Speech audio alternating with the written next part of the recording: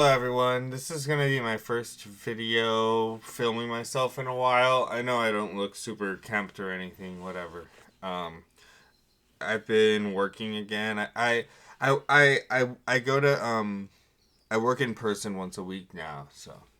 But I wanted to make a video about these anxiety cards that I bought. About like mapping out your anxiety patterns and thought loops, and then trying to get better at stopping them. I'll go get the cards right now, and I'll talk about them.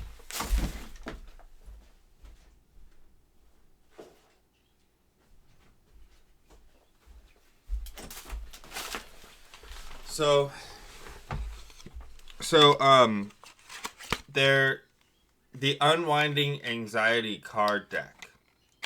60 science based strategies to break cycles of worry and fear by these people.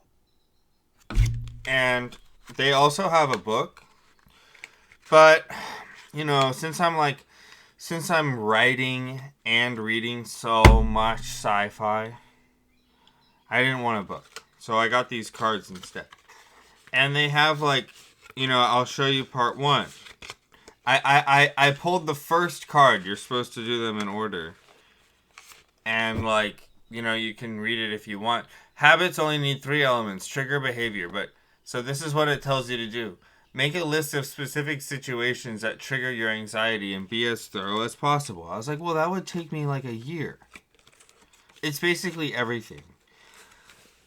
I realized that after reading, like, what anxiety is and stuff, like just ruminating and thinking instead of being in the here and now. Man, dude, I'm always anxious. Always. It's like my mind is rumination. So I was practicing. I also got this book on mindfulness. Um,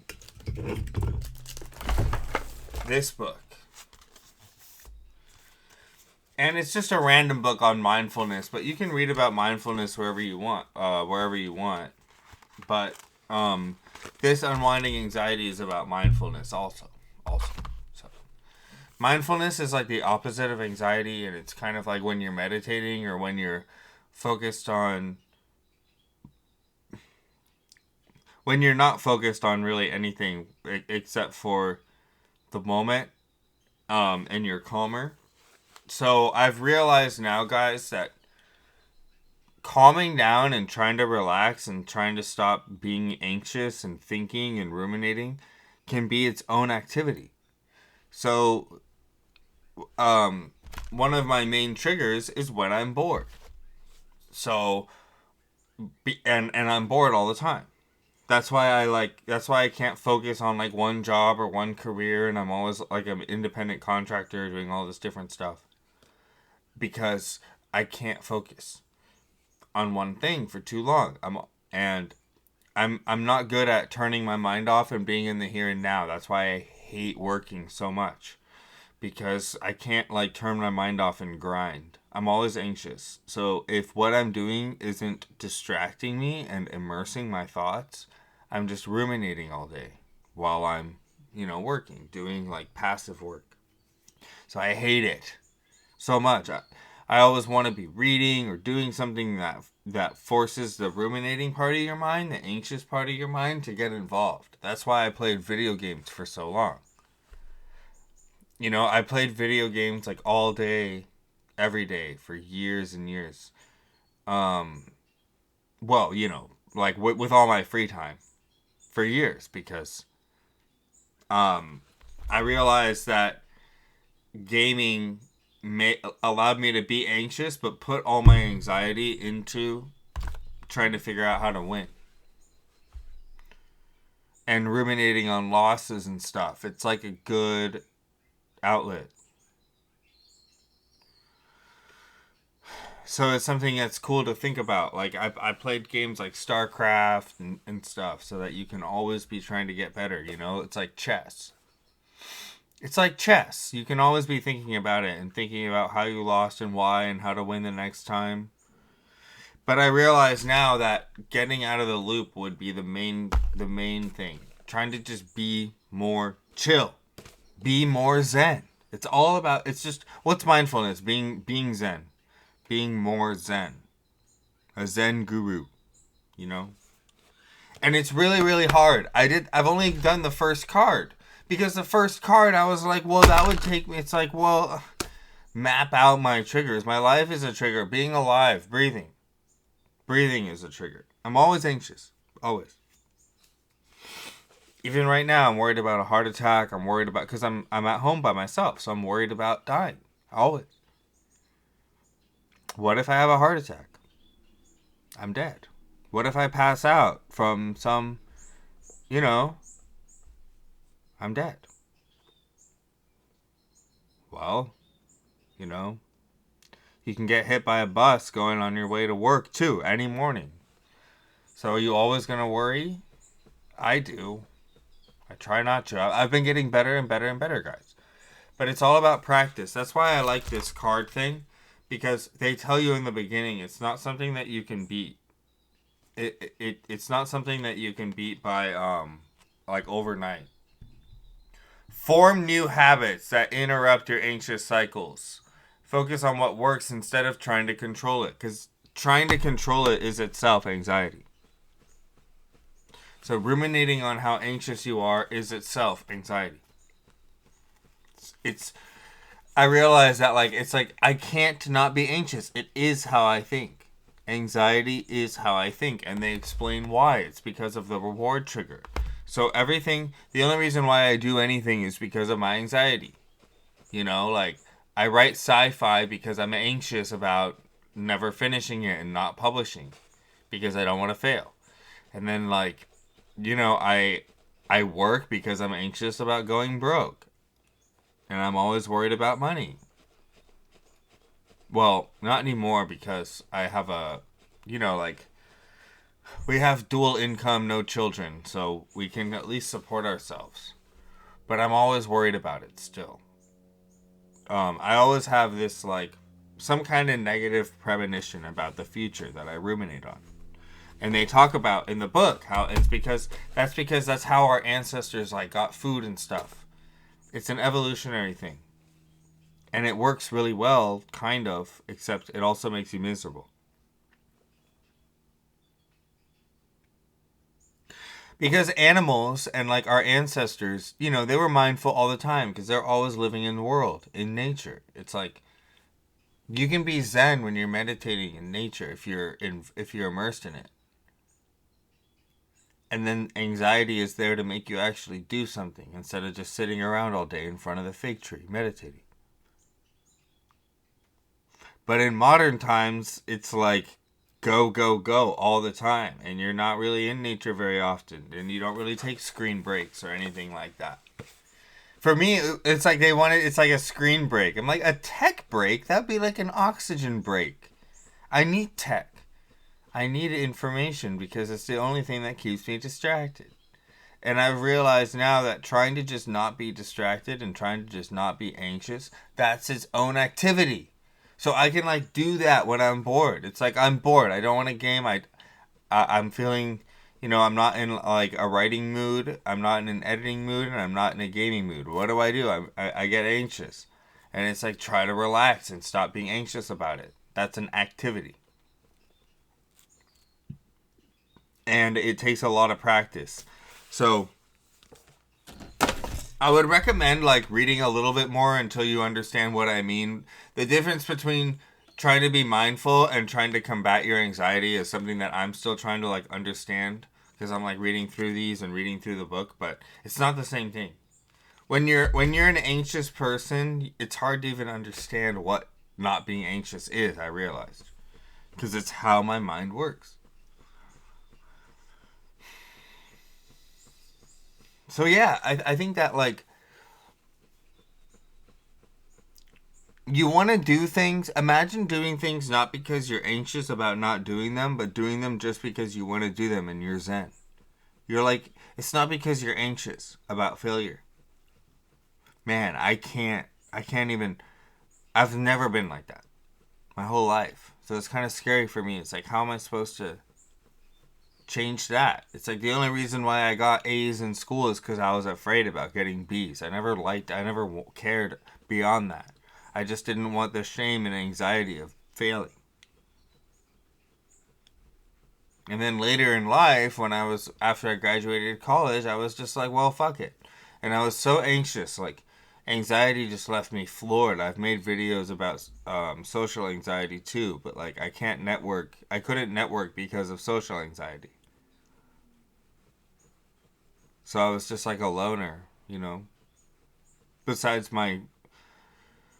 I've always at least made myself, like, force myself to trust at least a girlfriend and a couple friends, you know? So that you have somebody.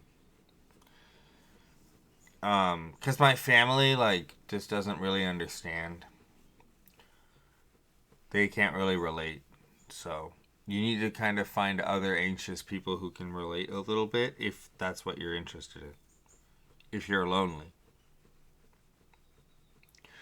So yeah, I think that like the main point of this video was to talk about how I've realized that being Zen, there's a difference between focus on what works instead of trying to control your anxiety. Step out of worry and rumination and into healthy, fulfilling experiences. The fact that there's a difference between trying to control your anxiety and being mindful, that's like the main point of this video, because that's like the main revelation for me, and it's still like what? I'm not supposed to try to control it. I'm just supposed to be Zen and forget about it completely. No, not forget about it. You're supposed to just accept it and open yourself up to it. And then ride the wave. And that's what I used to do. That's what works with panic attacks. But it takes a lot of bravery. But you just need to face the panic attack and be like, "Oh, you're making me feel like I'm about to die, huh? That's interesting. That's interesting." It's hard. So yeah, but it's really cool, and I would really recommend like looking up if you want to read their book. That's good, or the cards, and then just learning that fearing fear itself, right? Being anxious about anxiety is itself anxiety. Man, and I'm just like, well, I can't. How am I supposed to change that? It's like how I think, and that's what this book is. That's what this is talking about. Is how create bigger, better habits, but it takes time and it's like a slow process. So yeah, everybody, it's kind of made me realize a lot about like why I'm so messed up with anxiety and stuff, and why I had such a hard time functioning. So I hope I get better, and I'll continue updating. Like, this first card would take me like my whole life, because I'd have to describe every trigger, which is like every moment.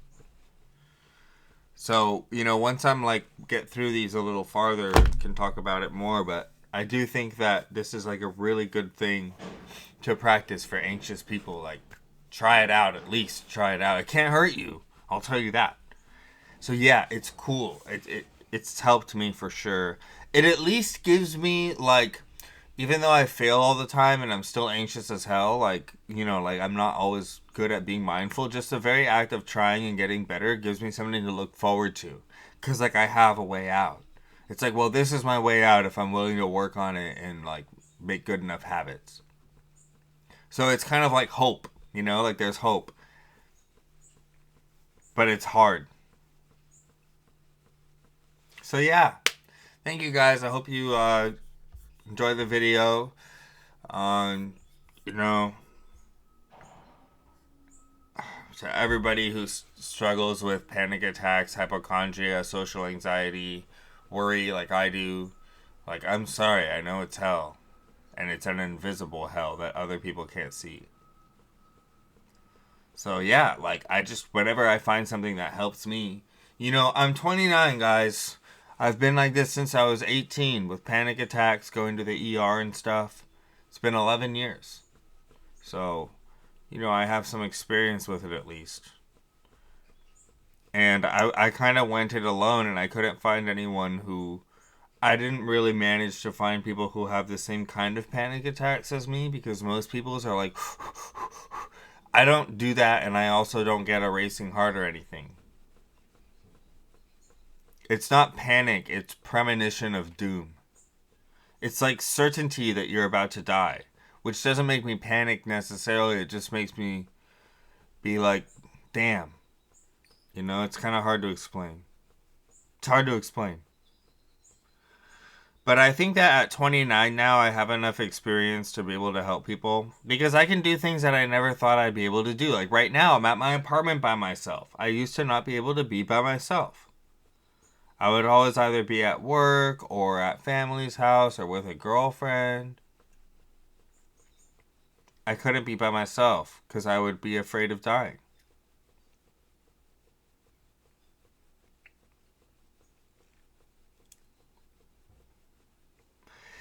Guess I'll end the video.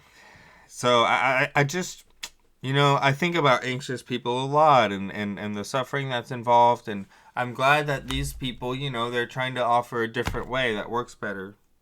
And I think that they've found one, you know? Because ancient people weren't really very anxious, and it's because they were mindful. And you can still go to, like, more traditional style societies and see that. They don't have, like, you know, they don't have very high suicide or depression rates. Because they're more in the here and now and not always. It's almost depressing, guys, when you realize how much of a waste of time all the rumination and anxiety is. It never really did anything for me. All this worrying about dying. I'm going to die one day anyway, and it's going to be like, wow, I wish I didn't spend all the time I was alive worrying. It doesn't even help you. It helps sometimes because it forces you to do things, but not all the time. Most of the time, it just left me floored.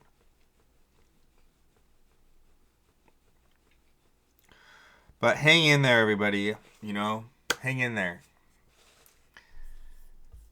Cool, thanks.